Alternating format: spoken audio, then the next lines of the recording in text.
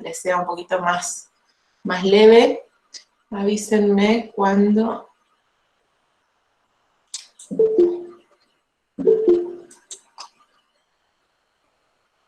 Ya está grabando, profe. Sí.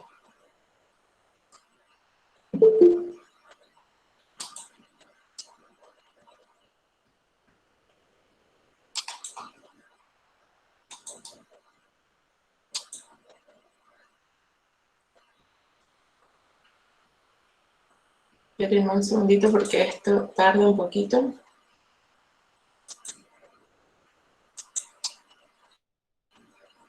Me avisan cuando pueden ver Ahí parece que está empezando.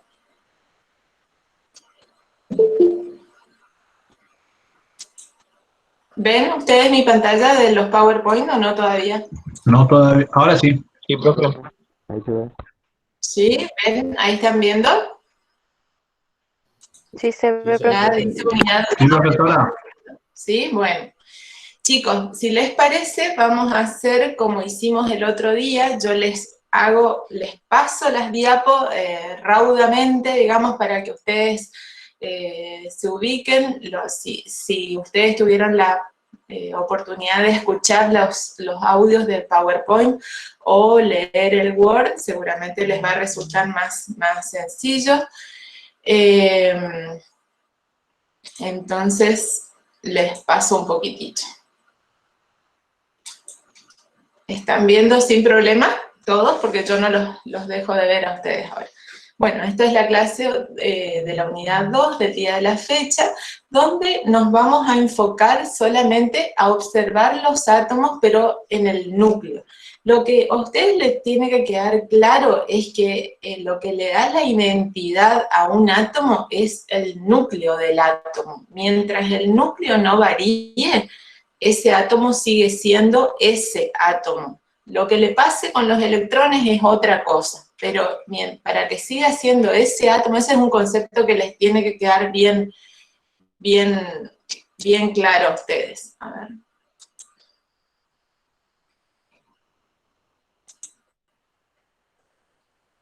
Y la química nuclear, entonces, es la que estudia las reacciones nucleares, que son aquellas que van a implicar cambios en el núcleo atómico. Entonces, si dijimos que lo que le da identidad a un átomo es el núcleo, y yo de repente logro un cambio en el núcleo, ¿deja de ser ese átomo o es el mismo átomo? ¿Qué les parece? Deja de hacerlo. Deja de serlo, se transforma en otro, ¿sí?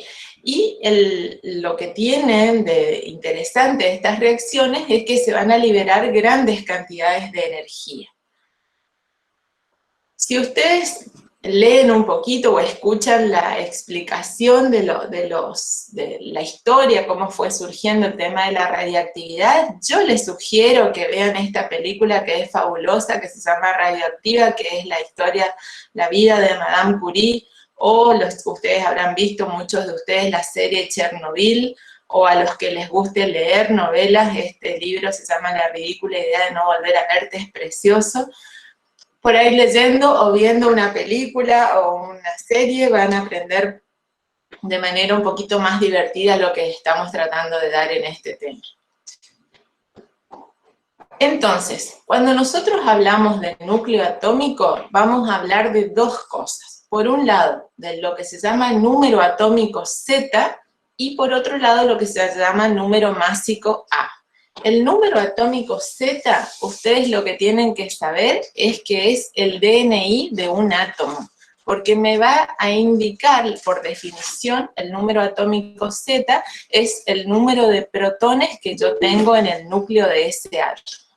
Como el átomo es eléctricamente neutro, recuerdan ustedes que en el tema anterior utilizamos el Z también para saber cuántos electrones tenía ese átomo. ¿Lo recuerdan bien a eso?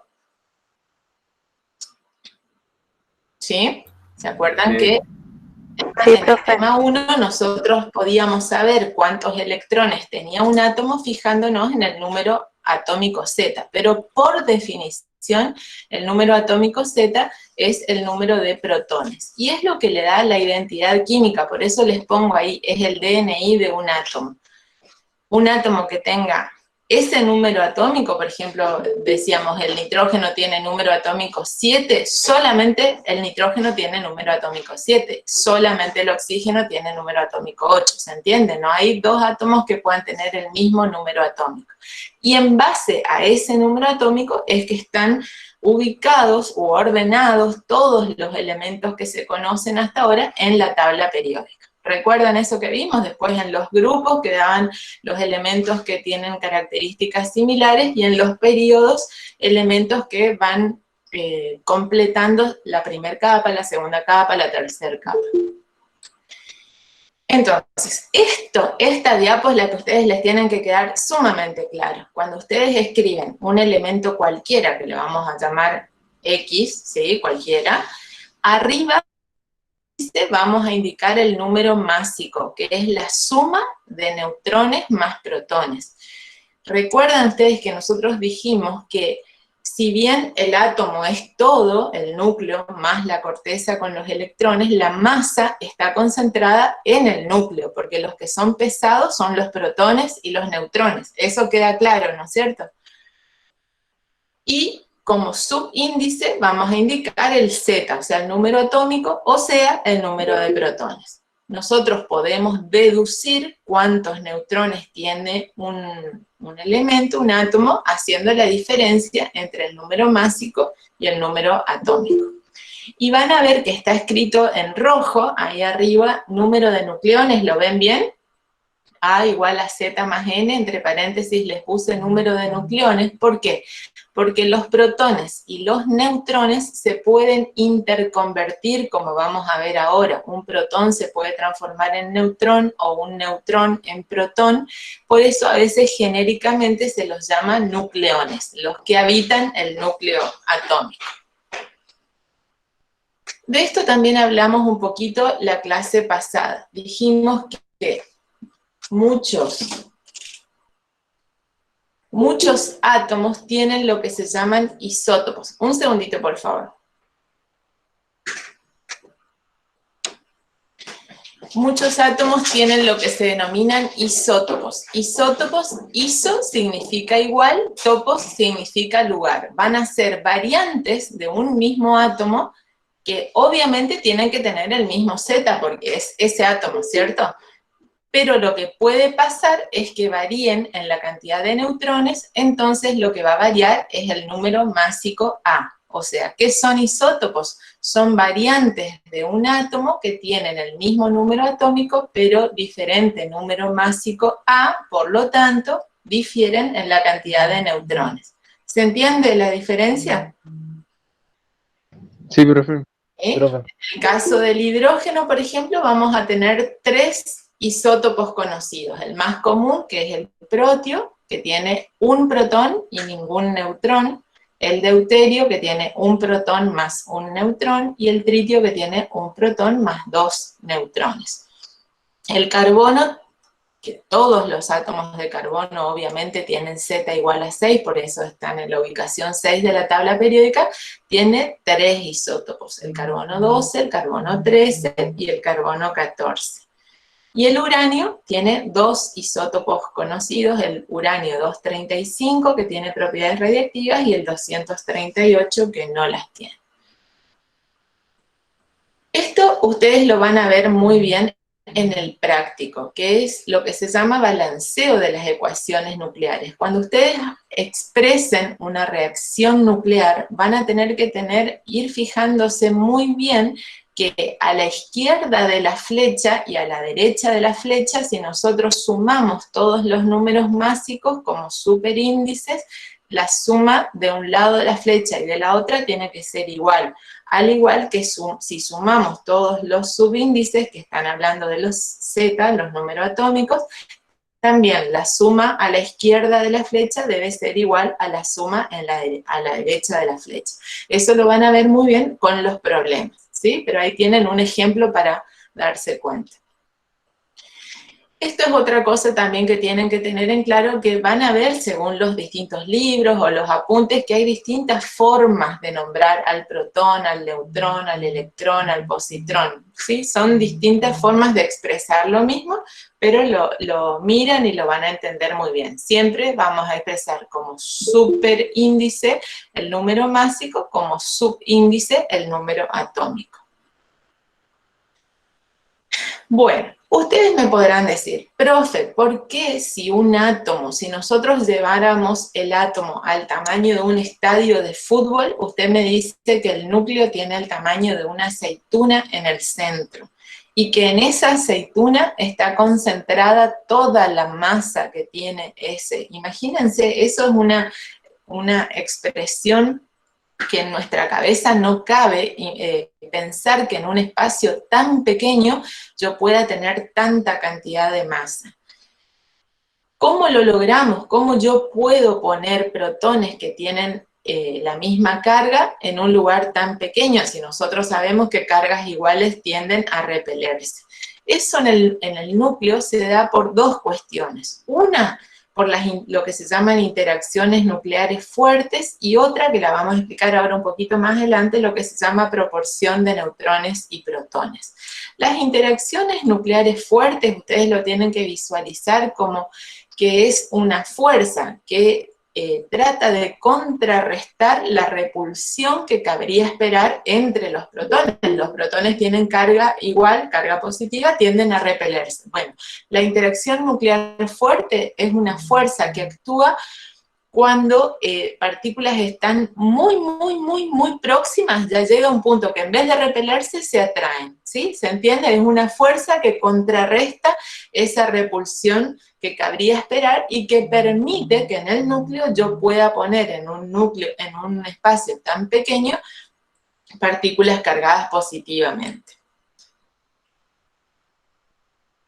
Vamos a ver en esta primera presentación una primera clasificación de las reacciones nucleares que las divide en radiactividad natural y transmutación nuclear. Vamos a hablar un poquito de cada uno. La radioactividad natural, radiactividad, decaimiento radiactivo, son todos sinónimos, es una emisión espontánea. O sea, estos son los elementos que descubrieron Becquerel y el matrimonio Curie, de elementos que existen en la naturaleza que espontáneamente van a emitir partículas o radiaciones. Y vamos a ver que son de tres tipos: las radiaciones alfa, las beta, que a su vez pueden ser negativas y positivas, y las gamma. ¿Cuál es la diferencia? Las partículas alfa es una partícula que sale del núcleo de un átomo radiactivo y que son 2 protones y 2 neutrones, ¿sí? Entonces, si yo les digo que un átomo se está sacando de encima, un núcleo se está sacando de encima 2 protones y 2 neutrones, cuando emite una radiación alfa, significa que justamente que va a disminuir su número másico ¿en cuánto? En 4, porque son 2 protones y 2 neutrones, ¿se entiende? Estas partículas alfa, como son grandes, son gordas, son poco penetrantes, pero son muy ionizantes y muy energéticas. Otro decaimiento radiactivo que pueden presentar los átomos son las partículas beta negativas, que ocurren en el núcleo cuando un neutrón se transforma en un protón. ¿Se acuerdan que les dije que a los protones y a los neutrones los denominamos nucleones? Acá se ve bien cómo un neutrón se puede transformar en un protón, ¿sí? Un segundito. Un neutrón se transforma en un protón dentro del núcleo. Cuando un átomo emite una partícula beta positiva, lo que está pasando es que en el núcleo, un protón se transforma en un neutrón y aparece esa partícula beta positiva. Ven, acá es el caso que les dije anteriormente. Acá está puesto beta negativo y acá está puesto E negativo. Es lo mismo, son sinónimos, ¿sí? Acá está puesto beta positivo y acá E más, son sinónimos. Y la radiación gamma, simplemente cuando un átomo excitado emite una radiación gamma, lo único que sucede es que disminuye su contenido energético. Un átomo que estaba excitado se desexcita emitiendo una radiación gamma. Cuando hablábamos de la penetración que tienen las alfa, que son partículas gordas, fácilmente yo las puedo detener. Para las beta, que son más penetrantes, ya tengo que interponer algo más grueso, más importante. Y para la radiación gamma, que no es materia, sino es una onda electromagnética, tengo que usar paredes de concreto o paredes de plomo, que es lo que ocupan, ustedes saben, cuando nos hacemos una radiografía, por ejemplo. Toda la habitación donde se realiza una radiografía tiene que tener las paredes con plomo. Esta diapo también, la tienen que tener siempre a mano. Fíjense, cuando un núcleo emite una partícula alfa, está eliminando 2 protones y 2 neutrones. Cuando un átomo elimina una partícula beta negativa, lo que sucedió es que un neutrón se transformó en un protón, aparece entonces la partícula beta negativa y queda una antineutrino. Cuando emite una partícula beta positiva, lo que está sucediendo es que un protón se transformó en un neutrón, aparece la partícula beta negativa y se forma un neutrino. Y en la radiación gamma no cambia ni el número de protones ni el número de neutrones, solamente el contenido energético. Esta diapo les resume todo. Esto siempre anoten ahí en su machetito que siempre tomamos en los parciales y en los finales.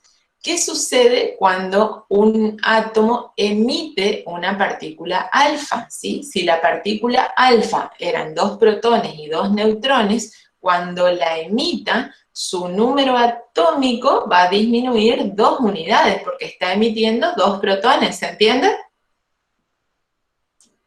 Sí, profesora. Y el número másico va a disminuir 4, porque perdió 2 protones y 2 neutrones. Entonces, si un átomo emite una partícula alfa, se va a transformar en otro que está 2 lugares antes en la tabla periódica, porque queda con Z menos 2, ¿se entiende? Y el número másico va a disminuir 4. Ahora, cuando emita una partícula beta negativa, ¿qué era la beta negativa? Un neutrón que se transforma en un protón, o sea, me aparece un protón en el núcleo, entonces su Z va a aumentar en 1, pero el A va a permanecer invariable porque hubo solamente un reordenamiento, ¿se entiende? Un neutrón se transformó en un protón, pero la suma A sigue siendo la misma. Pero como me aparece un protón, pasa al elemento siguiente en la tabla periódica porque queda con Z más 1. ¿Se entiende? Sí, profe. ¿Sí? Muy bien. Por el contrario, si emite una partícula beta positiva, era un protón que desaparece para transformarse en un neutrón. Entonces, como me desaparece un protón, queda con Z menos 1, porque desaparece un protón. Entonces se transforma en el elemento anterior de la tabla periódica. Pero el A sigue siendo el mismo, porque hubo un reordenamiento solamente del núcleo. Y cuando emite una radiación gamma que no tiene masa ni tiene carga, solamente disminuye su contenido energético. Acá tienen ejemplos de lo que pasa cuando hay una emisión alfa, con un ejemplo para que ustedes lo miren ahora tranquilamente. Cuando hay una emisión beta negativa y beta positiva, con un ejemplo cada uno. Y con una emisión gamma, donde solamente un núcleo excitado, al emitir ese fotón gamma, queda como un núcleo relajado. ¿Se acuerdan que yo les dije que si considerábamos que el átomo era del tamaño de un estadio de fútbol y el núcleo era del tamaño de una aceituna, teníamos 2 cosas por las cuales el núcleo podía ser tan estable? Una, ya la mencionamos, que eran las interacciones nucleares fuertes.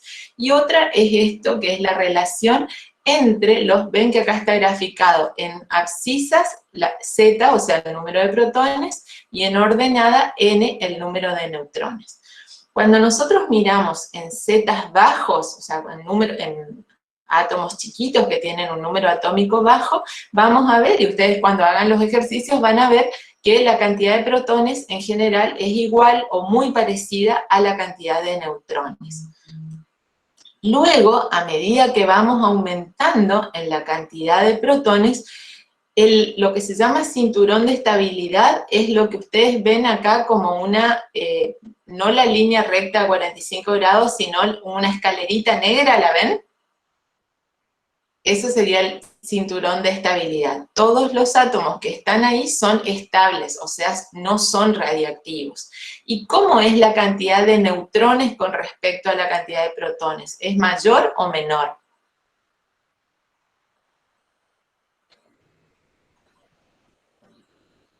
Menor. Es mayor. Fíjense, por ejemplo, acá tengo este con Z igual a 50, tiene que tener más o menos, qué sé yo, 70 neutrones para ser estable. ¿Lo ven en el gráfico? Sí.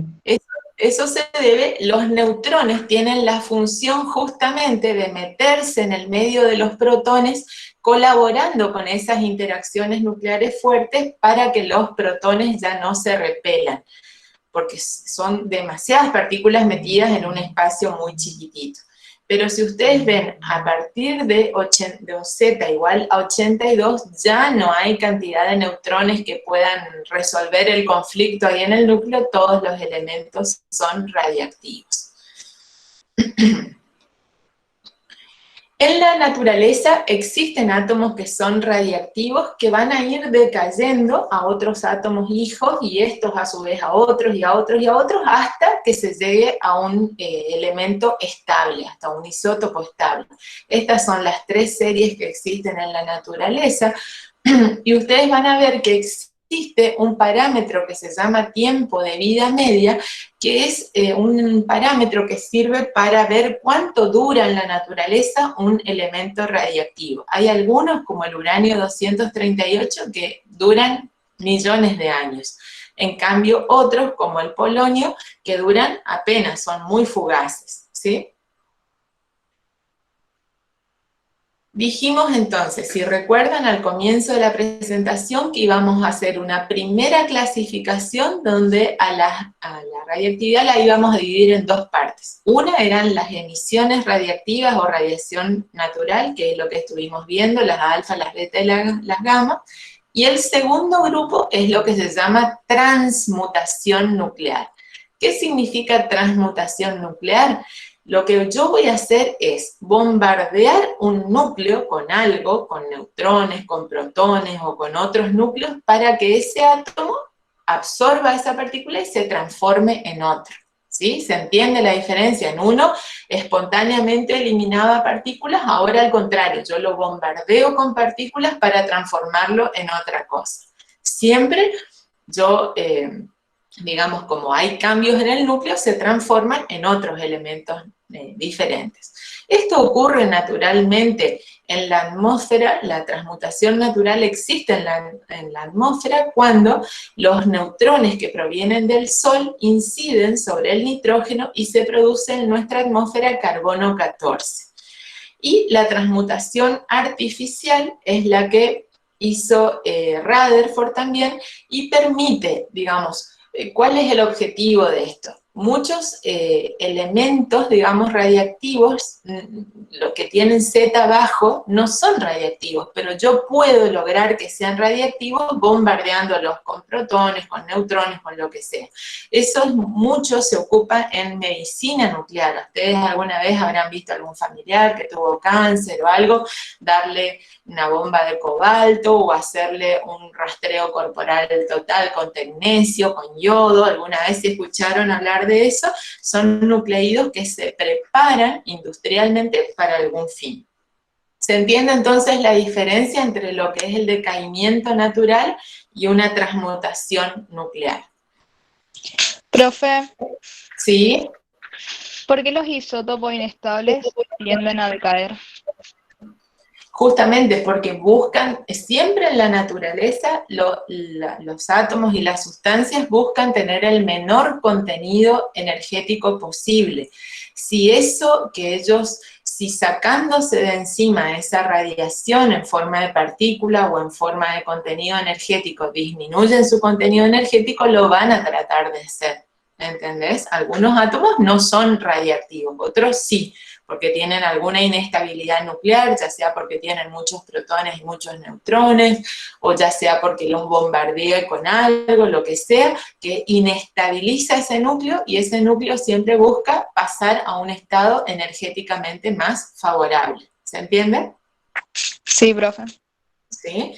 Bueno, en la segunda presentación que ustedes tenían para mirar para hoy, tenían otra clasificación de reacciones nucleares, las reacciones de fisión y las reacciones de fusión. Fisión significa romper, fusión significa unir. O sea, en la fisión yo rompo un núcleo pesado para obtener dos núcleos más livianos.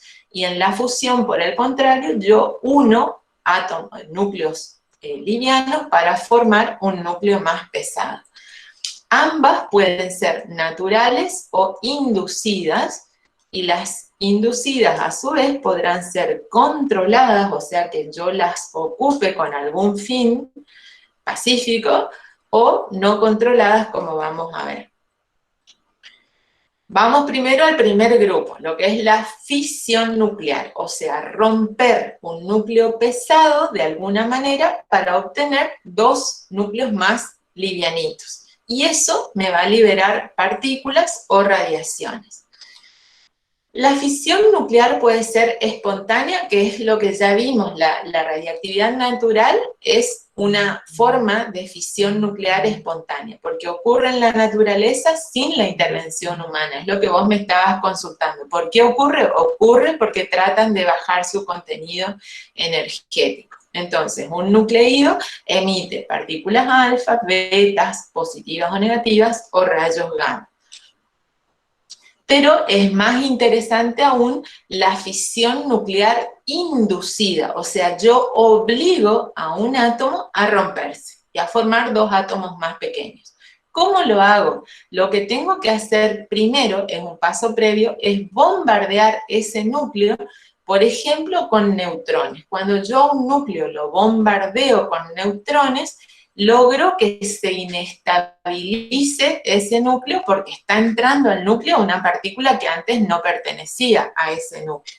Se forma entonces un núcleo inestable que va a tender a romperse para originar dos núcleos más pequeños, y en esa ruptura se van a generar otros neutrones libres y mucha energía. ¿Qué les parece a ustedes? Si yo inicié la reacción con neutrones y en el transcurso de la reacción se me producen más neutrones, ¿qué van a hacer esos neutrones ahora producidos?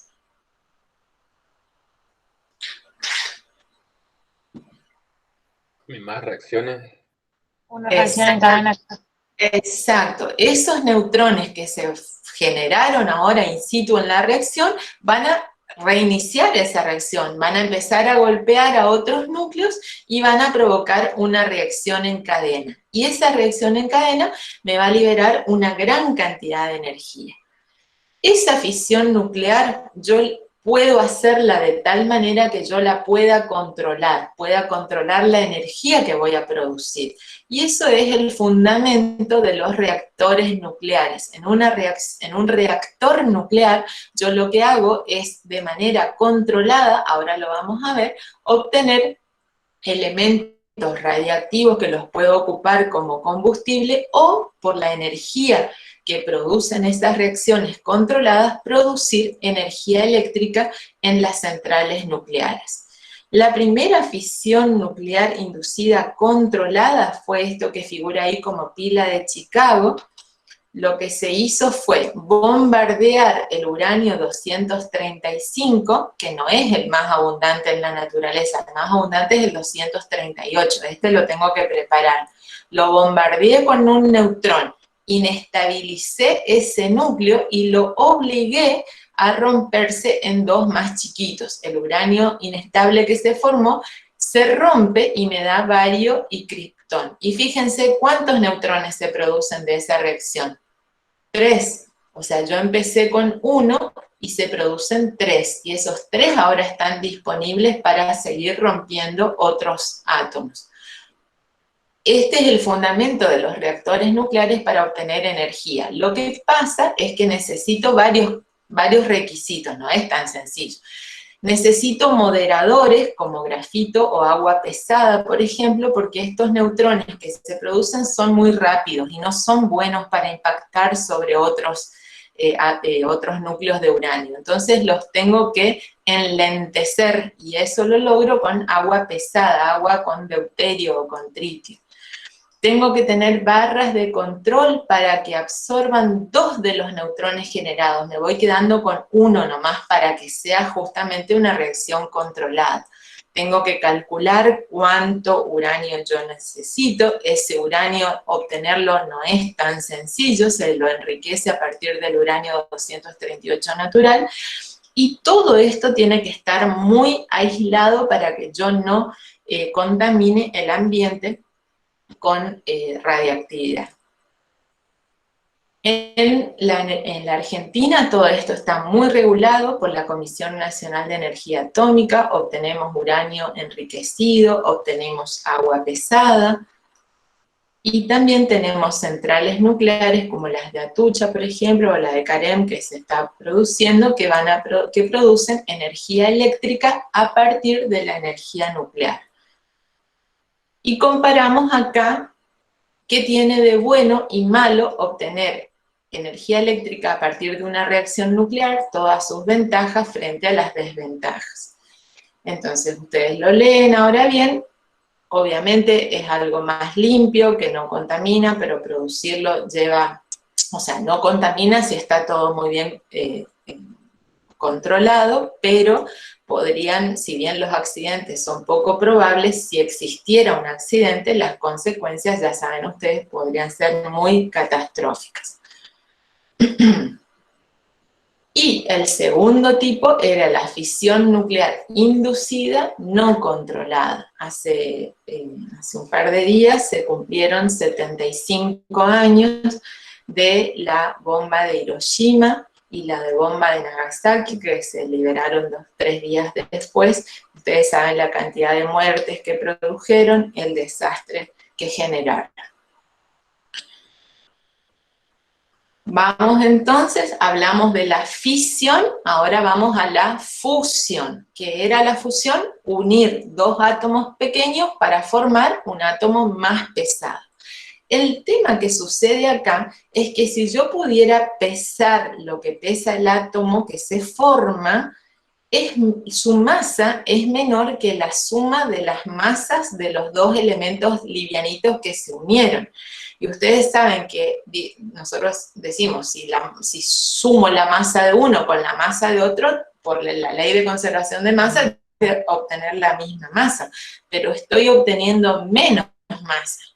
¿Y quién fue el que dijo que si desaparece masa, aparece mucha energía? Einstein. Einstein dio la equivalencia entre la energía y la masa. Si desaparece la masa, seguramente es porque está apareciendo mucha energía. Esta fusión nuclear puede ser espontánea, que es lo que ocurre en el Sol constantemente. Nuestro Sol, nuestra estrella, logra que el hidrógeno se una para formar helio, pero otras estrellas que están a mayor temperatura pueden producir carbono, magnesio, hierro, y todo eso lo van liberando a la atmósfera. Eso es lo que se le suele decir polvo de estrellas. La energía que se libera en ese proceso de fusión espontánea es lo que llega a la Tierra como radiación, como calor, y que permite la existencia de vida en la Tierra. La fusión nuclear también podría ser inducida, porque parecería muy sencillo unir deuterio con tritio y formar helio y que se me libere tanta cantidad de energía. Parece una fuente inagotable de energía. más aún considerando que los combustibles son sumamente baratos, porque podemos sacar deuterio y tritio, obtenerlos a partir del agua del mar, es muy seguro, no agrede al medio ambiente, produce residuos radiactivos escasos. El tema, el problema, si bien la viabilidad científica existe, se puede, se podría, la dificultad que yo tengo es la viabilidad tecnológica, porque tengo que lograr que los átomos se aproximen tanto entre sí al estado de plasma directamente para que fundan sus núcleos y se produzca esa fusión. Imagínense las temperaturas a las que nosotros estamos trabajando para lograr eso. Ahí tienen para escuchar o para leer también todos las centrales donde se está tratando de producir esto, todavía no a una escala importante. Acá tienen las imágenes.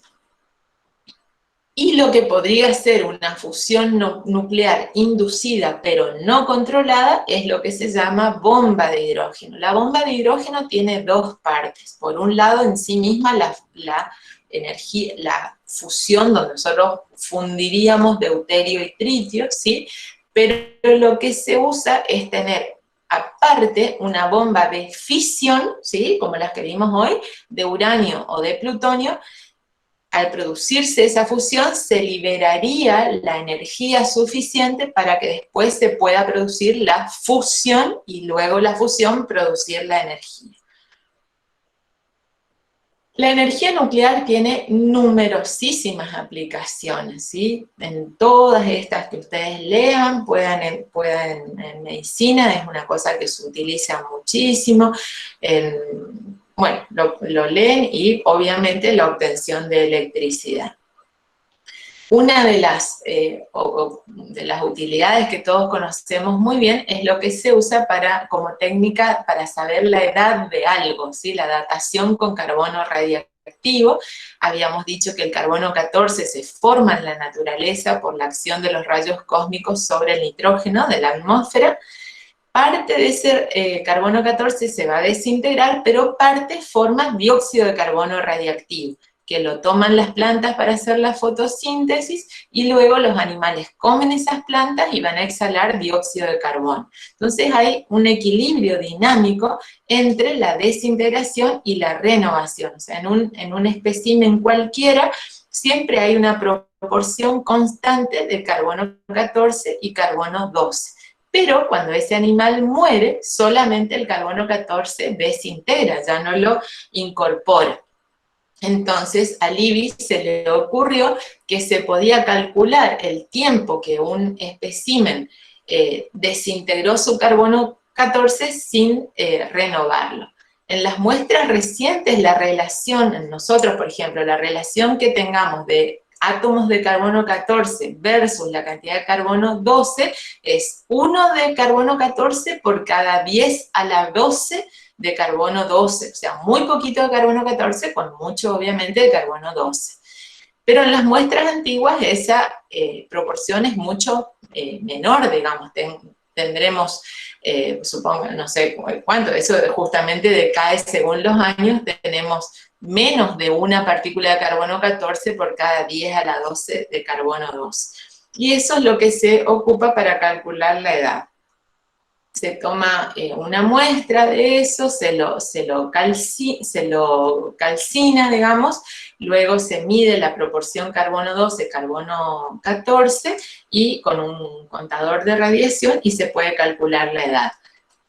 Y eso es lo que se ocupó, digamos, siempre para hacer al santo sudario, pobre sudario, ya lo van recortando por pedacitos para estudiarlo, y en principio parecería que no es de la época de Cristo, sino es de la Edad Media, 1300 después de Cristo. Pero es uno de los que más se ha estudiado hasta ahora, y al que más le apuntan que pudo haber hecho esta falsificación es a Leonardo da Vinci, justamente. Bueno.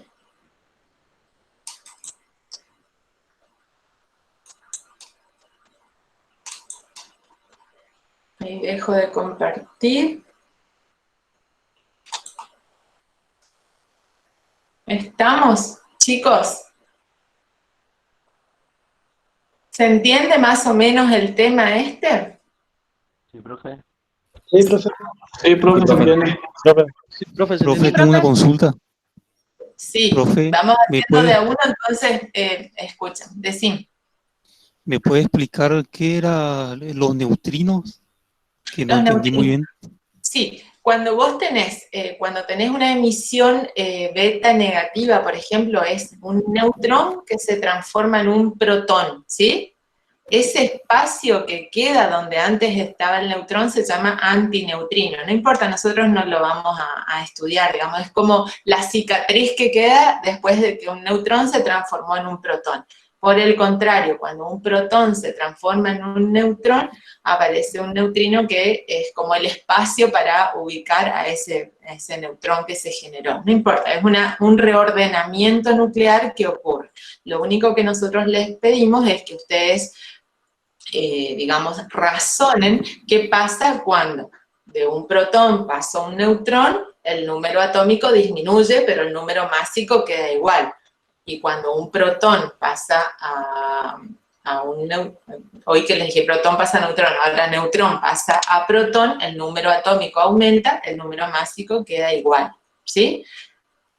¿Está? No sé si les dije que decimos isóbaros a las especies químicas que, si bien tienen distinto número atómico, tienen el mismo número másico. Es otra forma de llamarlo. Pesan igual a pesar de que son átomos diferentes. Profe, una consulta. Acá De las tres radiaciones, ¿cuál sería la más peligrosa para la gente? la más penetrante de todas es la radiación gamma, porque al no tener masa no la podés detener con nada, ¿sí? Tienen que ser bloques de concreto o de plomo. Las otras son muy ionizantes y demás, pero no son muy penetrantes. Vos las podés detener. ¿Vieron ese grafiquito donde les mostraba una hoja de papel, una lámina de aluminio? Con las radiaciones gamma, ese también es el problema de las fugas que hay en las centrales nucleares por las radiaciones gamma. Las radiaciones gamma, a su vez, actúan sobre el ADN de las células y provocan cáncer porque desnaturalizan el ADN. Si ven la película esta radiactiva, está sumamente interesante la vida de Madame Curie. Hasta ahora, justamente los restos de ella están envueltos, encerrados en una cripta de plomo porque sigue emitiendo lo mismo sus cuadernos y todo donde ella anotaba sus observaciones. Todo eso quedó tan radiactivo porque ella eso no lo sabía, ella lo fue descubriendo, pero de eso se muere justamente después. Acá me pregunta, ¿qué es el agua pesada? Ángel Azuaga. Agua con mucho peso, sí. ¿Por qué? Porque el agua es H2O. Normalmente el agua que nosotros conocemos, el hidrógeno que ocupamos es el común, digamos, el protio, que tiene un protón y no tiene neutrones. Si nosotros ocupamos, en vez del hidrógeno protio, usamos el hidrógeno deuterio, ya tengo un protón y un neutrón, o tritio, que son dos neutrones y un protón, a eso se le llama agua pesada, porque están formadas, los hidrógenos son isótopos de mayor masa que el común, ¿se entiende? Ese agua pesada es la que se ocupa para moderar las reacciones en las centrales nucleares, y acá en la Argentina se produce agua pesada que se exporta al exterior. Hay una muy buena producción de agua pesada. Ya nos contó el final de la peli, pero ya saben, la vida de Madame Curie es sumamente interesante. Y este libro, La ridícula, acá miren, La ridícula idea de no volver a verte, es muy linda para los que les gusten leer novelas, porque ella, el esposo de Madame Curie, Pierre Curie, muere en un accidente y ella enloquece directamente cuando él muere, y esta es la historia de eso, es muy linda. Es muy linda. Laura Leiva dice, ¿qué película radiactiva se llama la historia de Madame Curie? Y No en la está en serie Chernobyl, ¿vieron ustedes la serie Chernobyl o no? El año pasado que estuvo tan... Sí. Los 5 capítulos en un día. No, no te escuché. Bueno, Profe, una consulta. Me sí, llamó la atención la parte que mencionó que, no sé si vi bien, la radiación del uranio dura 5 millones de años, ¿puede ser? Algo así. uranio 238, que es lo que está en la naturaleza. Nosotros para las bombas atómicas y eso se ocupa uranio 235. ¿Sí? Se enriquece el uranio 238, eh, el que se usa como radiactividad es el uranio 235. Entonces no se puede hacer una bomba con ese Con uranio que uranio dura, 238 no, hay que transformar el ¿no? uranio 238 a uranio 235, esa es la que se usa como combustible de las bombas. Esa es un nucleido que está en mucha menor proporción, digamos. O sea que, porque yo pensé que si hacían una bomba con ese uranio, con el otro, iba a estar ese lugar impactado con la bomba, iba a No, estar no, no, 5 no. millones de años. Vas a ver que en todas las diapos figura todo lo que sea bombas y eso es con uranio 235, que eso hay que prepararlo previamente a partir del uranio 238 que se saca de la naturaleza en un mineral que se llama pechblenda, que fue el que primero había investigado Becquerel, que empezó a ver que algunas sustancias que existían en la naturaleza ponían un pedacito en un cajón y al lado tenían un rollo de fotografía, por ejemplo, y se velaba el rollo de fotografía por las emisiones que tenía ese material natural, digamos.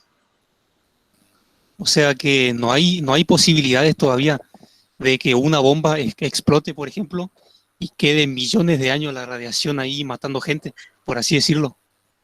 Y todo lo que es Chernobyl, todavía toda esa zona sigue teniendo un nivel de radiactividad inmenso, porque todos los nucleídos que se producen en una reacción nuclear, todos son radiactivos y todos son nocivos para la salud. Por eso decían que mucha gente se iba de visita a Chernobyl y se traía un pedacito de alguna piedra o algo y todo eso estaba todavía radiactivo y, bueno, consecuencias, digamos. Pero la radiactividad bien utilizada tiene muchísimas aplicaciones. En ese grafiquito que yo les puse de todas las aplicaciones en medicina, mucho de lo que hay en avance de diagnóstico y de tratamiento de cáncer es gracias a la radiactividad. Ustedes sí, seguramente lo habrán escuchado.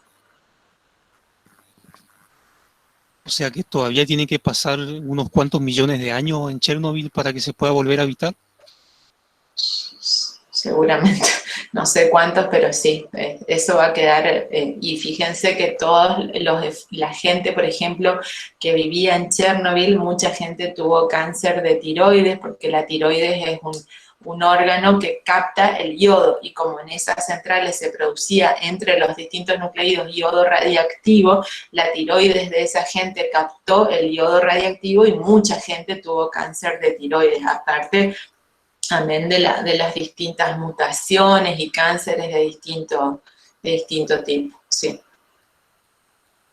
Porque altera la cadena de ADN, justamente, del ser humano, de los animales, de las plantas, de todo. Siempre la radiación, la radiactividad altera el ADN de la célula viva, digamos. Entendido, profe. ¿Sí?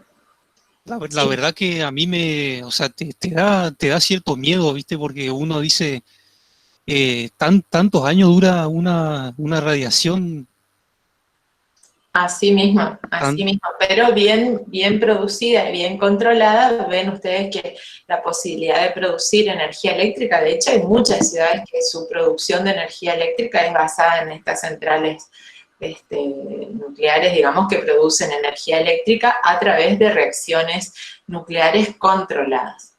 Bueno, en la Argentina también. Así que, pero bueno, todo eso tiene que estar muy bien administrado, muy bien controlado, porque si bien las posibilidades de accidentes son bajas, si se produce un accidente es terrible, digamos. Profe, ¿Sí? eh, por otro lado he leído que todos los elementos radiactivos tienden a caer hasta el hierro y de ahí no bajan, porque es...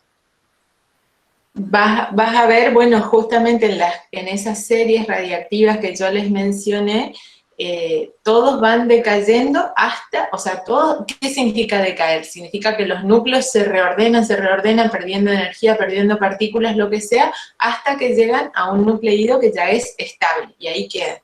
Y esas son las 4 series que tenemos en la naturaleza.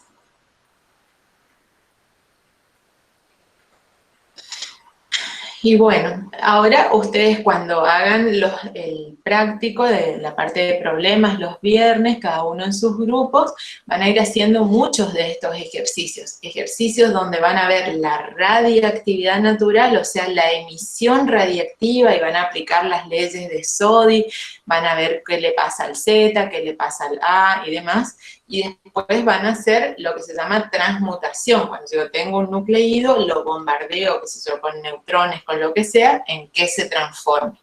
¿Sí? ¿Está? Estamos, profe. Bueno, ¿se entienden? ¿Les resulta fácil entender los videitos con los PowerPoint, mejor dicho, con audio? ¿Se entiende? ¿Son fáciles para ustedes? Sí, ¿Sí? es mejor así. Bueno, Es más llevadero. aparte yo también un poquito pensando en los chicos que no tienen buena conectividad, que los pueden ver cuando puedan, y a los que no tienen directamente, me da cosa que estén gastando datos de su teléfono, leen el Word, es exactamente lo mismo, solo, bueno, en vez de escucharlo, leen ustedes, lo interpretan ustedes. Chicos, yo decidí, desde la teoría, que no les voy a dar más trabajitos de autoevaluación, solo este que ya estaba puesto en la página, el del tema 1, para que ustedes se dediquen a hacer bien los problemas y a estudiar, a hacer las tareas que le van dando los profesores en los grupos de retos, para que puedan investigar y trabajar. Entonces no están tan diversificados haciendo miles de trabajos para presentar, aparte también tienen otras asignaturas, digamos, no es solo esta. Si ustedes, sí, háganme caso, si ustedes a química la van llevando, así los vamos llevando de la manito, tema por tema, van a ver que no van a tener ningún problema, porque es como que cada tema se va engranando con el siguiente. En cada tema vamos a ir, fíjense que hoy damos la unidad 2, pero fuimos hablando de algunas cosas del tema 1, y así sucesivamente, todo va como encadenado.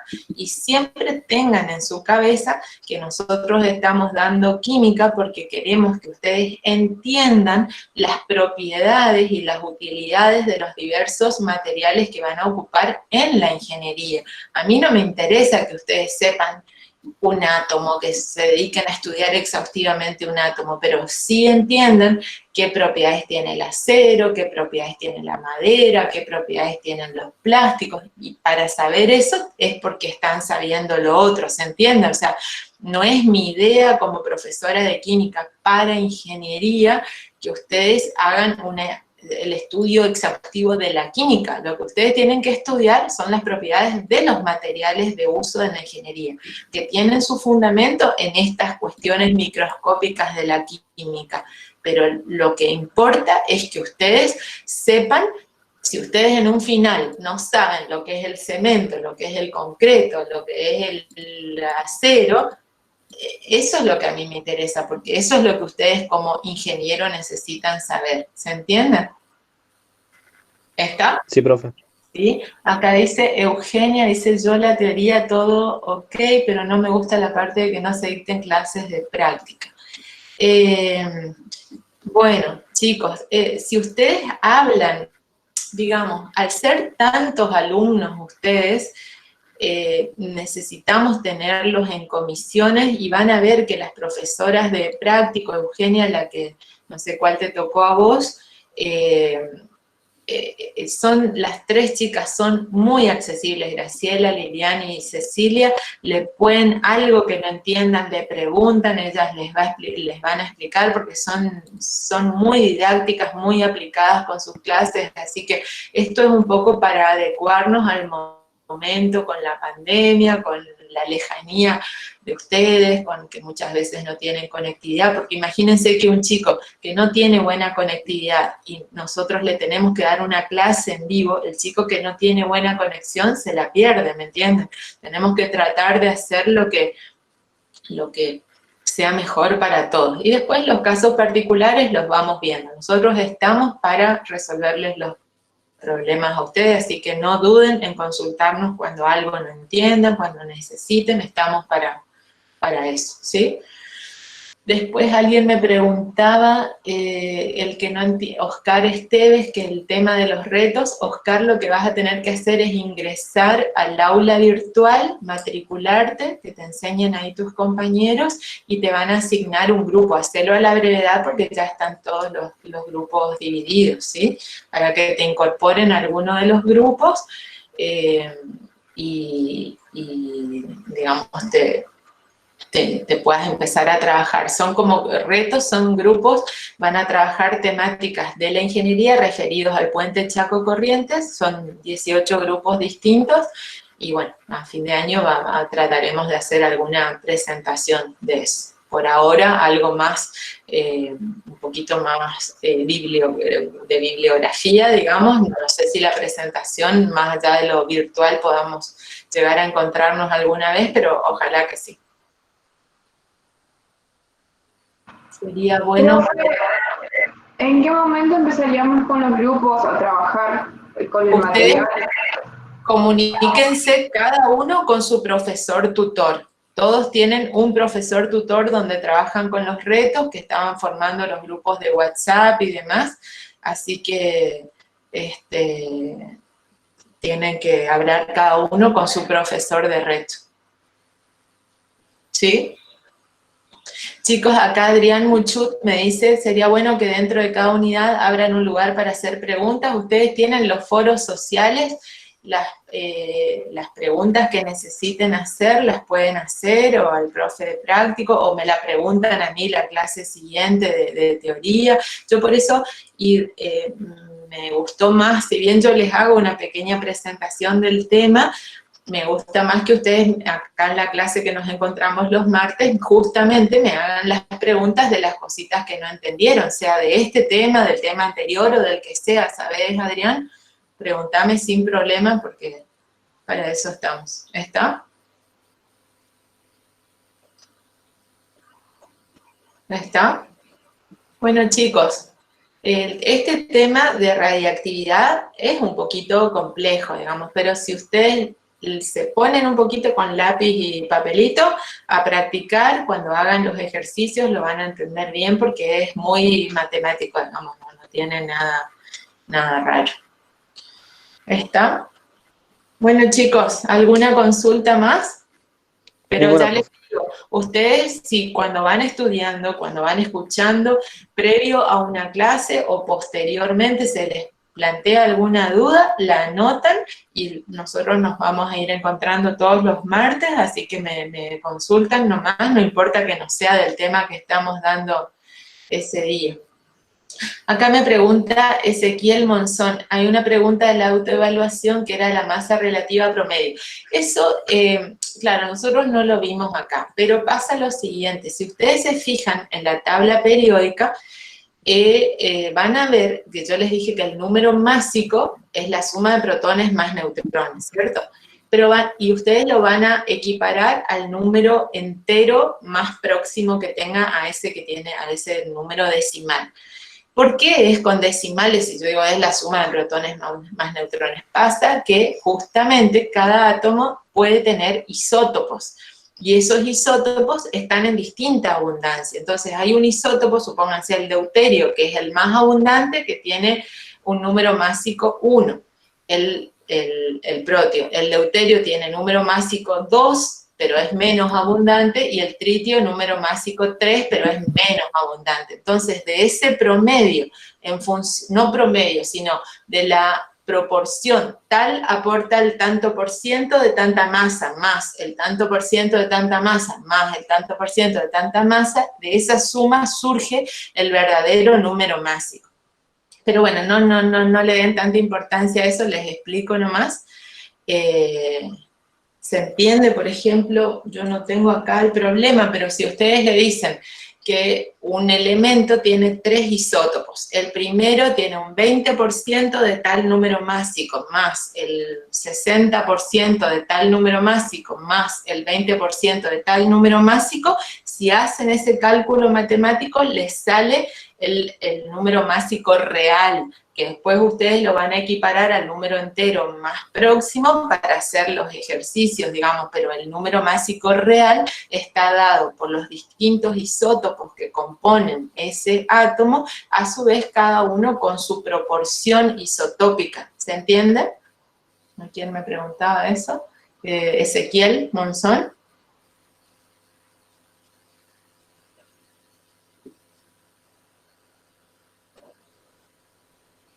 ¿Está? Bueno, chicos, vayan a descansar un poquito. ¿Cómo van con física? Un lujo. Bueno, buenísimo, me alegro. Es mucho el esfuerzo, chicos, yo los felicito porque ustedes están haciendo un esfuerzo muy grande, especialmente los chicos de primer año, porque ustedes solitos tuvieron que rebuscarse para iniciar la carrera universitaria online, distinto a un chico que ya está en la facultad hace un tiempo, que más o menos ya tiene la mano hecha al oficio del estudiante universitario. Ustedes tuvieron que hacer como pudieron, pero quédense tranquilos que lo que cuesta vale, así que van a ir bien, La Facultad de Ingeniería tiene mucha voluntad, muy buena voluntad de ayudarlos a ustedes, a que ninguno de ustedes deje la carrera por esta situación que nos tocó. Todos queremos que ustedes puedan transcurrir este primer año, este año tan duro para todos. Así que tranquilos nomás, que los profes estamos para lo que ustedes necesiten. No duden en consultarnos a través del profesor tutor, a mí cuando les doy teoría, por donde sea, en el grupo, en el aula también, si ustedes hacen consultas, están Ignacio, se llama uno de los chicos, y Virginia, una de las chicas, que son alumnos tutores, son compañeros un poco más grandes que ustedes, que también cuando necesiten algo recurren a Ignacio Rodríguez y a Virginia, no me acuerdo el apellido. También cualquier cosa, cualquier problema que tengan con la conectividad, con lo que sea, le van comentando y nosotros vamos a buscar la manera de que de frente a la dificultad que ustedes tengan, que podamos resolver, ¿saben? Bueno, muy bien chicos, vayan a descansar un poquito y nos estamos viendo el martes que viene. Yo ya les voy a poner también el link para el encuentro del martes que viene, y lo que tienen que ver, creo que el tema 3 tiene 3 presentaciones en vez de 2. Yo les voy dividiendo para que las presentaciones no pasen de 15, 20 minutitos, para que las puedan ver sin tanto esfuerzo. Si las pueden ver, es buenísimo porque aprovechan mejor la clase y nos vamos manejando de esta misma manera, ¿sí? Profe, una consulta. Sí. Cuando alfa y beta y gamma, el cambio ese que se produce, ¿me puede explicar? ¿Qué pasa cuando un átomo emite una radiación alfa, beta y gamma? Eso me querés preguntar. Eso es. ¿Sí? Cuando un átomo, cuando un núcleo, porque nosotros cuando hablamos de reacciones nucleares nos estamos fijando en lo que le pasa al núcleo, ¿cierto? Cuando un núcleo emite una radiación alfa, ¿qué es la radiación alfa? La radiación alfa son 2 protones y 2 neutrones. Entonces, de ese núcleo van a desaparecer 2 protones y 2 neutrones. Entonces, ¿qué le va a pasar al núcleo? Su Z, que me está hablando del número de protones, va a disminuir dos lugares, 2 unidades, porque desaparecen 2 protones. Entonces, ese núcleo se va a transformar en el elemento que está 2 lugares antes en la tabla periódica. Y su número másico va a disminuir en 4 unidades, porque son 2 protones y 2 neutrones. ¿Estamos hasta ahí? ¿Se entendió eso? Si emite, vos decime, ¿sí? Sí, Si profe, emite, estaba anotando. si emite una partícula beta negativa, ¿qué es la partícula beta negativa? La partícula beta negativa es un electrón que aparece del núcleo. Nosotros decimos, ¿cómo un electrón del núcleo? Bueno, sí, un electrón que surge del núcleo. ¿Cuándo aparece? Cuando un neutrón se transforma en un protón. Adentro del núcleo, un neutrón se transforma en un protón.